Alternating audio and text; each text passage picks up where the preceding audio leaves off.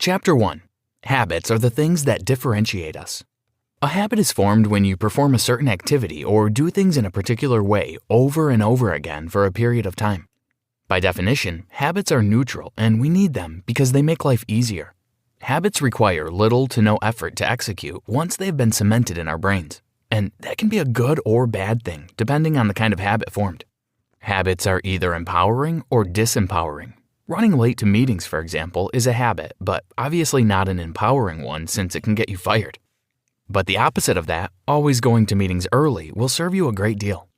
Your habits can either help you succeed or contribute to your failure. The difference between super successful people and those struggling to make headway in life lies in their habits. A successful person has a habit that's making him successful. Likewise, an unsuccessful person is doing something that's contributing to his failure. Take the late coming habit, for example. A person used to going to places late wouldn't know why he's always late to work. And if he's working in a strict organization, that habit can cost him his job when it's flagged as time theft. If you want to succeed in an area of life, there are key habits you must develop. These key habits are timeless, and they work for anyone who implements them. For the rest of this summary, we'll be considering top success habits proven to work for super successful people from all walks of life. The habits will be presented in actionable bits so you can implement them right away. Chapter 2. Do your best while you can. A career is long-term, takes time to build, and most of your adult life will be spent pursuing it, so it's certainly worth talking about. Most people start out working under someone else, while very few venture into a vocation without really working under anybody. Whatever path you're on, the only thing certain to guarantee speedy progress is growth.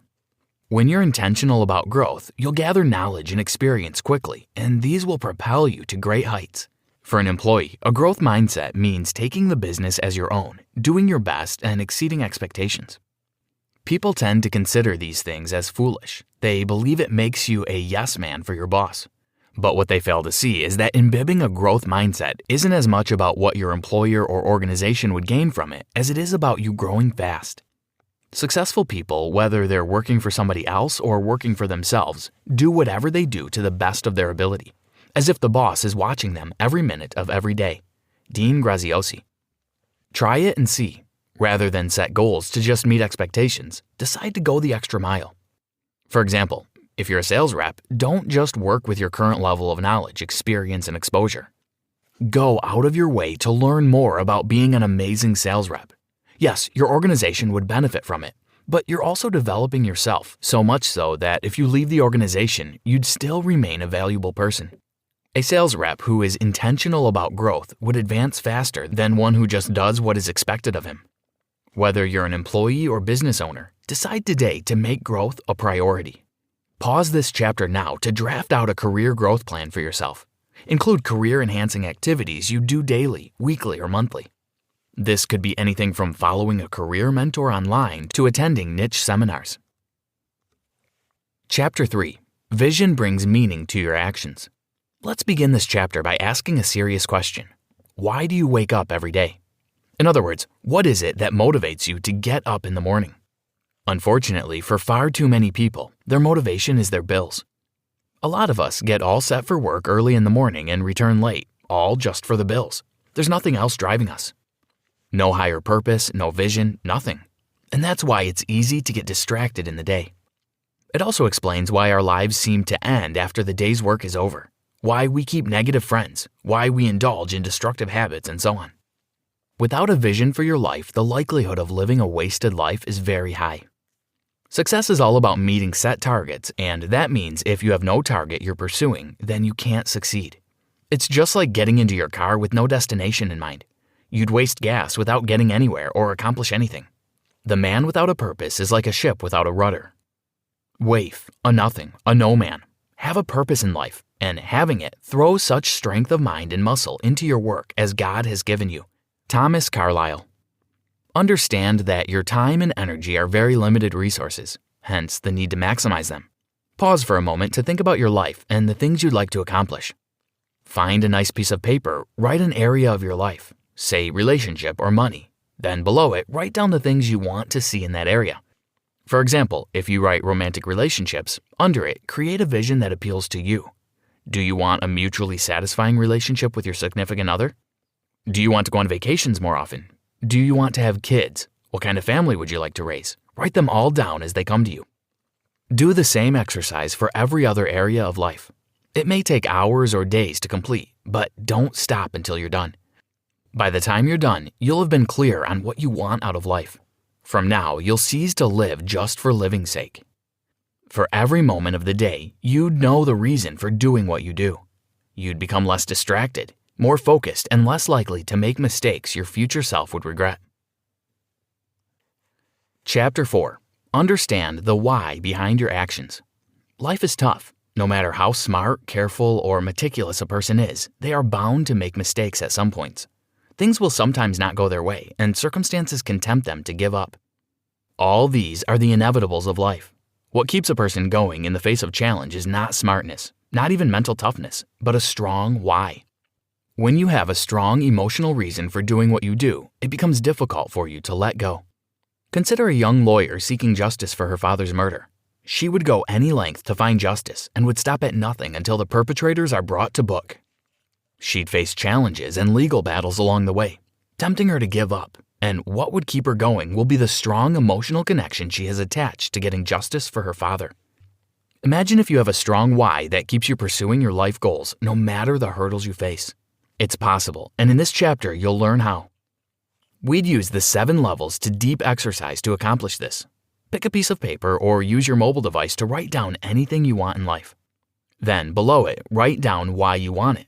For example, you may want financial freedom because you've been broke before and you don't want to return to that kind of life. Next, ask yourself the why behind the first why. Structure it this way. I want financial freedom because I don't want to go broke again. But why don't I want to be broke? Think about it and answer the question. Let's assume you don't want to be broke again because you were broke as a kid and it forced you to take on jobs you didn't like just to pay the bills. Up next, ask the third why. No, always repeat the want, followed by all the whys you've discovered before asking the next why. Do this until you've asked yourself 7 times. Make sure it's 7, not 5, not 8, 7.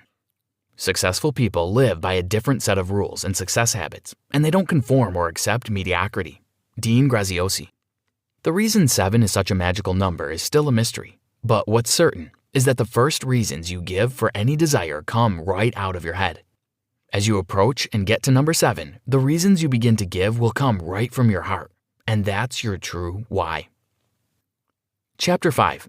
Deal with the enemy within. Have you heard about the fight of the 2 wolves within? It's said that a Navajo woman famously explained to her grandson that there are 2 wolves fighting inside him. One is a good wolf and the other is a bad one, and the wolf that wins is the one that's fed the most. That illustration is so true of our everyday experience. There's a hero in you as much as there's a villain in there, but the one you concentrate most on is the one that wins. In this chapter, we'll share 2 keys you can use to keep the villain at bay. Ready?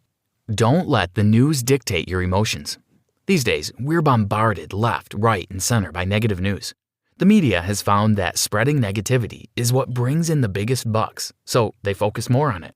From social media to the papers to television and radio, the media is filled with stories of kidnaps, killings, economic downturns, and so on. When you focus on these, your mind gets filled with so much negativity it becomes difficult to think creatively. As counterintuitive as it may sound, you need to reduce your news consumption, and don't hesitate to take a news break if you realize that you've consumed too much negative stuff. Focus on your strengths. All through life, well-meaning people have taught us to work on our weaknesses, but how far has that advice taken us? For most people, the advice to work on weaknesses has only resulted in frustration. The truth is, you'll never be good at everything. There are things in life that you'll suck at, and that's not a bad thing.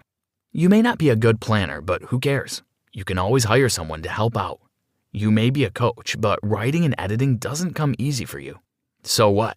Get your ideas out anyhow and get a professional editor to fine-tune your work. Work on your moral weaknesses, but when it comes to certain activities that you've tried and just can't be good at, get someone to do it for you. Focusing on your weaknesses and failing will feed the villain in you, which in turn waters down your confidence. Don't let it happen. Did you know? Time magazine covers were roughly 90% more positive in tone and content in the 1950s until they realized positive content wasn't selling and decided to major on negative stories in their covers. Guess what? Their readership and profits went up the roof, and that's why news outlets still don't joke with negative content. Chapter 6. Create a positive story for yourself. We talk to ourselves more than we communicate with any other person, including our spouses. Hence, it's important that we take self-talk seriously. Your self-talk is a sum total of the story you've been telling yourself over time and have come to believe. For instance, if you tried giving a presentation and failed at it, you may tell yourself, "I'm no good at this stuff," and that's a negative self-talk.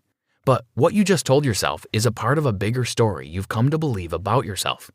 To change your self-talk, you must change the underlying story. We form personal stories from our experiences and the kind of information we allow ourselves to be influenced by. Let's take the person who failed his presentation, for example. A number of reasons could be responsible for that. He may have failed to prepare, or was involved in a heated argument with his wife the morning before that destabilized him. Anything could have been responsible, but you can't just hold the surface level cause responsible because there's always something deeper. It may have been that right from childhood, the man has always believed he wasn't a good communicator. That was a story he was telling himself, and all through his life to the point of that presentation, the story has been a self-fulfilling prophecy. To change the outcome, he would have to change the underlying story. When your life doesn't seem to be yielding the result you want, you're probably holding on to a false belief that's keeping you from progress. How do you identify a limiting belief or negative story you've been clinging to? All it takes is a little soul searching. When you consider starting something new, like a business or getting married or having kids, what's the first thing you say to yourself? What's that first thought that comes to mind? If it goes something like, "Marriage is hard, no point trying," or "I'm not smart enough to grow a business from scratch," then bingo, you just found the belief holding you back. Follow the trail of that thought. Keep searching your soul and you'll find the story that's been keeping you. Usually, it has something to do with your past. Now that you've discovered the limiting story and belief, it's time to change it. Write down the opposite of that belief or story, and keep it in a place where you'd easily see it. Say the new belief out loud to yourself as often as you can until it's buried deep in your subconscious. Conclusion. Your habits can either make or mar you. They either push you forward or limit you, so choose them wisely. The things you do daily are what come together to create the future big thing you're seeking. If you're going to have a more impactful career in the future, it's not up to what you do tomorrow. It's what you do today and the day that follows that will eventually add up to create the future you desire. So far, we've discussed multiple success habits, starting with doing your best on the job, creating a vision for every area of your life, and using the 7-step exercise to discover your true why. We also talked about creating a habit of starving the villain within by refusing to feed on negative content and focusing less on your weaknesses. All these are success habits that will take you places. Every day comes with an opportunity to practice the habits till they become part and parcel of you. Don't pass on such precious opportunity. Try this. Create an empowering story for your life. Make sure it's about the goals you want to achieve, and it highlights your strengths while saying nothing about your weaknesses. Here's an example. I may have advanced in age, but I'm still as strong as a youth. I am committed to achieving a fit body that has no extra pounds, and nothing will stop me.